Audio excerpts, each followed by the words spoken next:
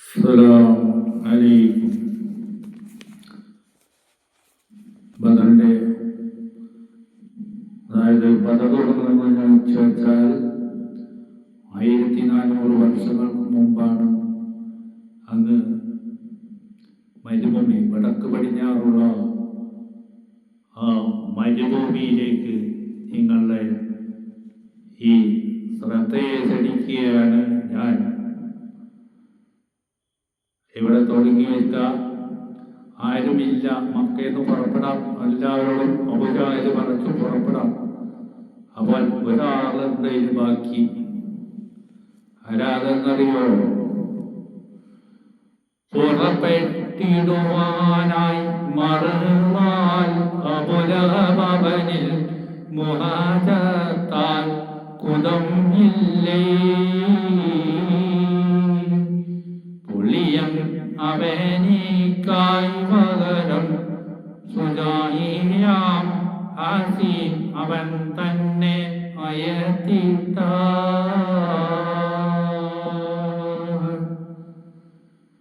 ചുറപെട്ടൊരുങ്ങി കുഫർ സുജായികൾ അനേതിൽ അസനങ്ങൾ ചിലവെല്ലാം സുഖമ്പോൾ അടിപ്പാനായി കഴികൊണ്ടവർ അവർ ഇരുസിത്ത ഭാരീരത്തലവന്മാർ. പുറപ്പെടുന്നതിൻ്റെ അർത്ഥം എന്താണെന്നാണ്? അപ്പോഴും അവർക്കായി പകരം സുജായ ആസിം എന്നൊരാള് അബൂലഹബിന് കുടുംബക്കാരാണ്, പൈസ കൊടുക്കാറുണ്ട്. അപ്പൊ അബൂലഹബിന് ആരോഗ്യമില്ല, റസൂലിനെ യുദ്ധം ചെയ്യാൻ വയസ്സായി. അപ്പൊ അവനക്ക് വരം ആസിമിനെ വിടുകയാണ്.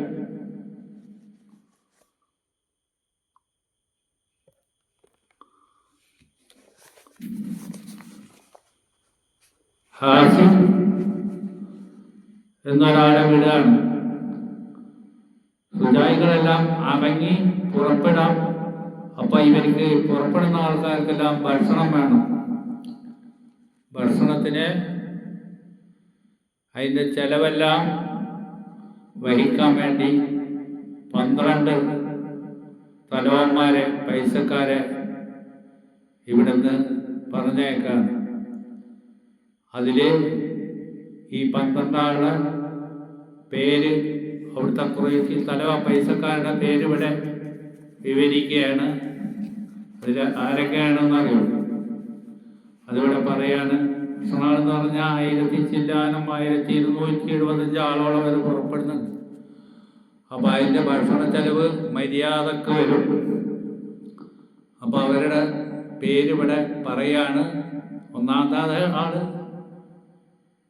ജഹലും റസൂലിന്റെ ആളാപ്പി അബ്ബാസ് റളിയല്ലാഹു അൻഹു. കുറഞ്ഞേത്താവർ നാമം ഉരൈവാൻ അത് ലഹനത്തുടയവൻ ജഹലുതാമും കേമാത്തലാമമ്പറഹമത്തുടയവർ അമ്മും നബി അബ്ബാസ് അബർദാമും കുറഞ്ഞിട്ടുതബത്തും ത്വായ്മത്തനും ഹാരിസവനും ഉപായത്തും അവറുംബിൻ وقضاء أبو البختر نبيه منباه حكيم سهيل بالنبار الله إلا نبر قلبا സുജാത്തുടെ മലമ്പൂലികൾ കവായത്തും ബലിയോ.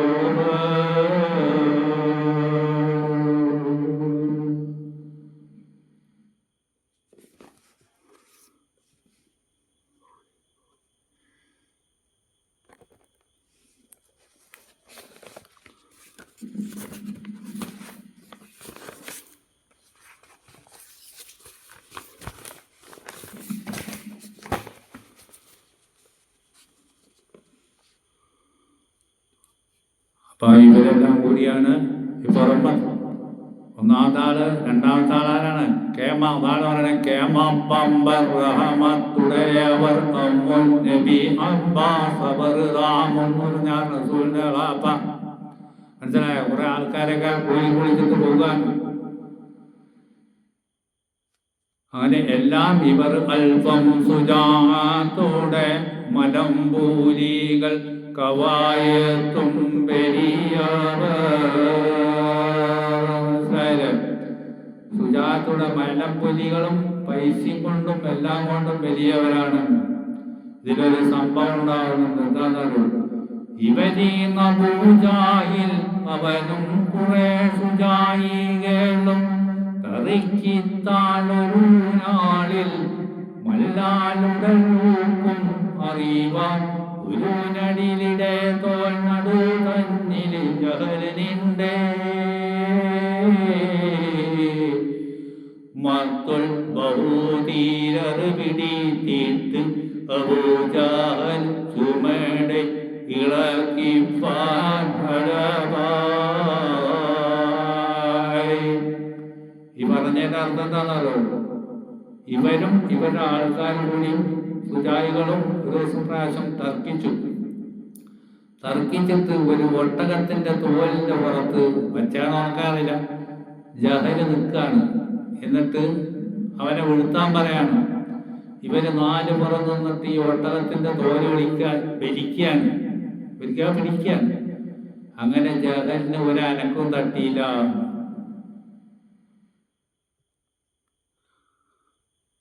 അതെന്താ കാരണം എന്നറിയോ?